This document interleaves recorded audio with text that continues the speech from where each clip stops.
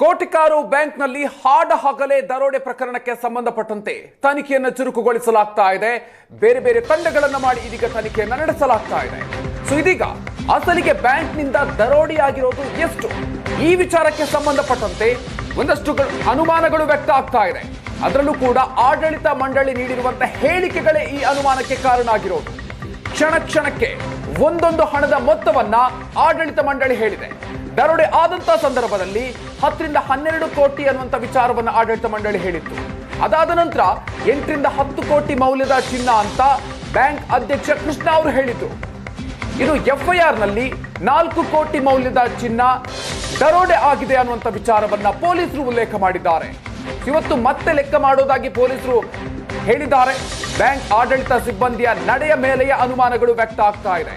ರಾಜ್ಯದಲ್ಲಿ 2 ದಿನಗಳಲ್ಲಿ 2 ದೊಡ್ಡ ದರೋಡೆಗಳು ನಡೆದು ಹೋಗಿದೆ. ಒಂದು ಕಡೆಯಲ್ಲಿ ಬೀದರ್ನಲ್ಲಿ ATM ಮೇಲೆ ನಡೆದಿರುವಂತಹ ದಾಳಿ, ATMಗೆ ಹಣವನ್ನು ತುಂಬಿಸೋದಕ್ಕೆ ಬಂದಂತಹ ವಾಹನದ ಮೇಲೆ ನಡೆದಿರುವಂತಹ ದಾಳಿ, ಅದಾದ ನಂತರ ಅದರ ಮರುದಿನ ನಿನ್ನೆ ದಕ್ಷಿಣ ಕನ್ನಡದಲ್ಲಿ ನಡೆದಿರುವಂತಹ ದಾಳಿ, ಎರಡೂ ಕೂಡ ಇಡೀ ರಾಜ್ಯವನ್ನ ಬೆಚ್ಚಿ ಬೀಳಿಸೋ ತರನೇ ಇದೆ. ಈ ಒಂದು ಸಂದರ್ಭದಲ್ಲಿ ಕೋಟಿಕಾರು ಬ್ಯಾಂಕ್ನ ಆಡಳಿತ ಮಂಡಳಿ ನೀಡ್ತಾ ಇರುವಂತಹ ಹೇಳಿಕೆಗಳು ಅನುಮಾನಕ್ಕೆ ಕಾರಣ ಆಗ್ತಾ ಇರೋದು.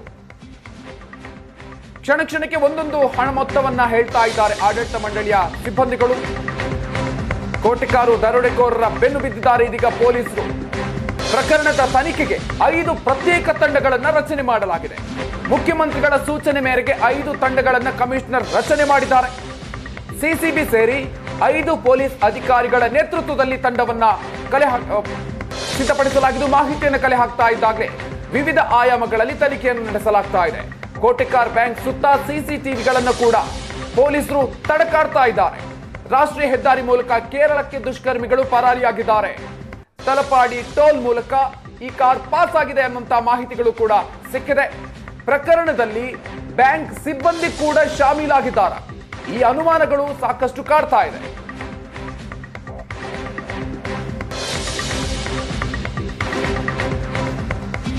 ಬನ್ನಿ ಬಗ್ಗೆ ಇನ್ನಷ್ಟು ಹೆಚ್ಚಿನ ಡೀಟೇಲ್ಸ್ ನೀಡ್ತಾರೆ ನಮ್ಮ ಪ್ರತಿನಿಧಿ ಭರತ್ ರಾಜ್. ಇದೀಗ ನಮ್ಮ ಜೊತೆಗೆ ನೇರ ಸಂಪರ್ಕದಲ್ಲಿ ಜಾಯ್ನ್ ಆಗ್ತಾ ಇದ್ದಾರೆ. ಭರತ್, ಇದೀಗ ಒಂದು ಕಡೆಯಲ್ಲಿ ಬ್ಯಾಂಕ್ನ ಸಿಬ್ಬಂದಿಗಳು ನೀಡ್ತಾ ಇರುವಂತಹ ಹೇಳಿಕೆಗಳು ಸಾಕಷ್ಟು ಅನುಮಾನಗಳು ವ್ಯಕ್ತ ಆಗ್ತಾ ಇದೆ. ಮತ್ತೊಂದು ಕಡೆಯಲ್ಲಿ ತನಿಖೆಗೆ ಸಂಬಂಧಪಟ್ಟಂತೆ ಹಲವು ತಂಡಗಳನ್ನು ಕೂಡ ರಚನೆ ಮಾಡಲಾಗಿದೆ. ತನಿಖೆ ಯಾವ ರೀತಿಯಾಗಿ ಪ್ರಗತಿಯಾಗಿದೆ, ಏನೇನು ಡೀಟೇಲ್ಸ್ ಇದೆ? ಮಧುಕರ್, ಹೌದು, ಈಗಾಗಲೇ ಇಡೀ ಪ್ರಕರಣಕ್ಕೆ ಸಂಬಂಧಪಟ್ಟಂತೆ ನಿನ್ನೆಯಿಂದಲೂ ಕೂಡ ಬಹಳ ಅನುಮಾನಗಳಿರುವಂತದ್ದು. ಯಾಕೆ ಕೋಟಿಕಾರ್ ಬ್ಯಾಂಕ್ ಟಾರ್ಗೆಟ್ ಆಯ್ತು ಮತ್ತು ಅಲ್ಲಿನ CCTV ಹಾಳಾದಂತ ಸಂದರ್ಭದಲ್ಲಿ ಯಾಕಾಯ್ತು, ಮತ್ತು ಒಂದಷ್ಟು ಅನುಮಾನಗಳು, ಅನೇಕ ಆಯಾಮಗಳು ಚರ್ಚೆಗೆ ಬಂದಿದ್ದಂಥದ್ದು. ಹಾಗಾಗಿ ಈ ಎಲ್ಲ ಆಯಾಮಗಳಲ್ಲಿ ತನಿಖೆಯನ್ನು ಮಾಡಲಿಕ್ಕೆ ಒಟ್ಟು 5 ತಂಡಗಳನ್ನ ಮಂಗಳೂರು ಕಮಿಷನರ್ ರಚನೆ ಮಾಡಿದ್ದಾರೆ. ಅದರಲ್ಲಿ CCB ಟೀಮ್ ಒಂದು ಕಡೆ ಕೆಲಸ ಮಾಡ್ತಾ ಇದ್ರೆ, ಉಳ್ಳಾಳ ಪೊಲೀಸ್ ಠಾಣೆಯ ಒಂದು ಟೀಮ್ ಕೆಲಸ ಮಾಡುತ್ತೆ, ಅದ್ರ ಜೊತೆಗೆ ACP ಅವರ ನೇತೃತ್ವದಲ್ಲಿ ಒಂದು ಟೀಮ್ ಕೆಲಸ ಮಾಡುತ್ತೆ. ಒಟ್ಟು 5 ಜನರ ತಂಡ ಈಗ ಅಧಿಕೃತವಾಗಿ ಫೀಲ್ಡ್ಗಳಿದೆ. ಕೇರಳದಲ್ಲೇ ಕೇರಳವನ್ನು ಕೇಂದ್ರೀಕರಿಸಿ ಹೆಚ್ಚಿನ ತನಿಖೆಯನ್ನು ನಡೆಸಲಾಗ್ತಾ ಇರುವಂತದ್ದು. ಆದರೆ ಇದೆಲ್ಲದರ ಮಧ್ಯೆ ಅಲ್ಲಿ ಎಷ್ಟು ಹಣ ಹೋಗಿದೆ, ಎಷ್ಟು ಚಿನ್ನಾಭರಣ ಲೂಟಿಯಾಗಿದೆ, ಅದರ ಮೌಲ್ಯ ಎಷ್ಟು ಅನ್ನುವಂಥದ್ರ ಬಗ್ಗೆ ಗೊಂದಲಗಳಿರುವಂಥದ್ದು.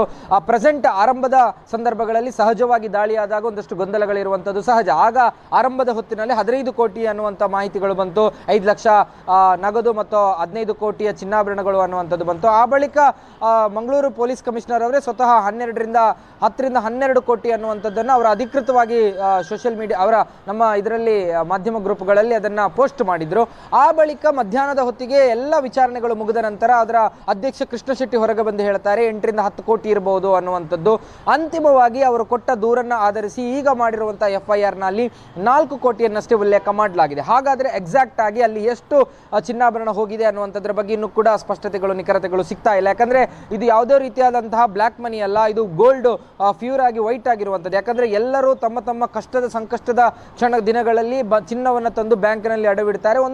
ಸ್ವಲ್ಪ ಕಡಿಮೆ ಬಡ್ಡಿಗೋ ಅಥವಾ ಆ ಚಿನ್ನದ ವ್ಯಾಲ್ಯೂಯೇಷನ್, ಪ್ರೆಸೆಂಟ್ ಗೋಲ್ಡ್ ವ್ಯಾಲ್ಯೂಯೇಷನ್ ಏನಿರುತ್ತೆ ಅದರ ನಿಖರತೆಗೆ ಬಹಳ ಸಾಮೀಪ್ಯಕ್ಕೆ ಅಲ್ಲಿ ಹಣವನ್ನು ಕೊಡ್ತಾರೆ. ಯಾಕಂದ್ರೆ ಇವತ್ತು ಗ್ರಾಮ್ಗೆ ಒಂದು ಚಿನ್ನಾಭರಣಕ್ಕೆ ಒಂದು 7,000 ಇದ್ರೆ ಅವರೊಂದು 6,000ದವರೆಗೆ ಕೊಡ್ತಾರೆ. ಇದು ಕೋಆಪರೇಟಿವ್ ಬ್ಯಾಂಕ್ಗಳಲ್ಲಿ ಇರುವಂಥದ್ದು. ಸಹಜವಾಗಿ ಆ ಒಂದು ಕಾರಣಕ್ಕಾಗಿ ಬಡವರು ಬಂದಲ್ಲಿ ಚಿನ್ನಾಭರಣಗಳನ್ನು ಇಡುವಂಥದ್ದು. ಸಾಕಷ್ಟು ಚಿನ್ನಾಭರಣಗಳಿತ್ತು. ಹಾಗಾಗಿ ಚಿನ್ನಾಭರಣ ಎಷ್ಟಿದೆ ಮತ್ತು ಎಷ್ಟು ಹೋಗಿದೆ, ಎಷ್ಟು ಕದ್ಕೊಂಡು ಹೋಗಿದ್ದಾರೆ, ಎಷ್ಟು ಉಳಿದಿದೆ ಅನ್ನುವಂಥ ನಿಖರವಾದ ಲೆಕ್ಕ ಒಂದು 2-3 ಗಂಟೆಯಲ್ಲಿ ಸಿಗಬೇಕಾಗಿತ್ತು ಮತ್ತು ಸಿಗಬಹುದು ಅನ್ನುವಂಥದ್ದು. ಅಲ್ಲೇ ಬ್ಯಾಂಕ್ನ ದಾಖಲೆ ದಾಖಲೆಗಳ ಪ್ರಕಾರ ಎಲ್ಲವೂ ಕಂಪ್ಯೂಟರೈಸ್ಡ್ ಆಗಿರುವಂಥ ಕಾರಣದಿಂದಾಗಿ, ಆದರೆ ಇನ್ನೂ ಕೂಡ ಅದರ ಸ್ಪಷ್ಟತೆಗೆ ಆಡಳಿತ ಮಂಡಳಿ ಬಂದಂತೆ ಕಾಣ್ತಾ ಇಲ್ಲ.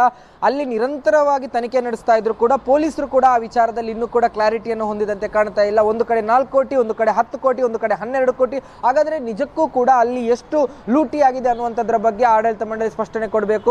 ಬಹಳ ಕೃಷ್ಣ ಶೆಟ್ಟಿ ನಿನ್ನೆ ಹೇಳ್ತಾ ಇದ್ರು, 17 ಕೋಟಿ 19 ಕೋಟಿವರೆಗೆ ನಮ್ಗೆ ಇನ್ಶೂರೆನ್ಸ್ ಇದೆ, ಯಾರು ಕೂಡ ಭಯಪಡುವ ಆತಂಕ ಇಲ್ಲ ಅನ್ನುವಂಥದ್ದು. ಹಾಗಾಗಿ ಈ ಇನ್ಶೂರೆನ್ಸ್ಗಳ ಕಾರಣಕ್ಕೋ ಅಥವಾ ಬೇರೆ ಯಾವುದೋ ಕಾರಣಕ್ಕಾಗಿ ಈ ರೀತಿಯಾದ ಅದನ್ನು ಮುಚ್ಚಿಡುವ ಕೆಲಸಗಳಾಗ್ತಾ ಇದೆಯಾ, ಹಾಗಾಗಿ ಇದೆಲ್ಲ ಅನುಮಾನ ಮೂಡಿಸುತ್ತೆ. ಮತ್ತು CCTV ಹಾಳಾಗಿರುವಂಥದ್ದು, ಅದೇ ಕ್ಷಣಕ್ಕೆ CCTV ಆಫ್ ಆದಂಥದ್ದು ಗೊತ್ತಾಗಿಯೇ ಆ ಕಳ್ಳರು ಒಳಗಡೆ ನುಗ್ಗಿದ, ದರೋಡೆಕೋರು ಒಳಗಡೆ ನುಗ್ಗಿದ್ರ ಅನ್ನುವಂಥದ್ದು, ಇದೆಲ್ಲವೂ ಕೂಡ ಆಯಾಮಗಳ ಬಗ್ಗೆ ತನಿಖೆ ನಡೆಸಬೇಕಾಗುತ್ತೆ.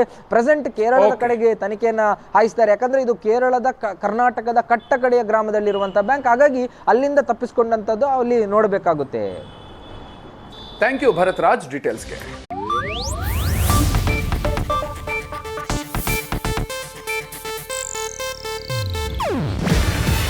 ಇದು ಏಷ್ಯಾನೆಟ್ ನ್ಯೂಸ್ ನೆಟ್ವರ್ಕ್ ಪ್ರಸ್ತುತಿ.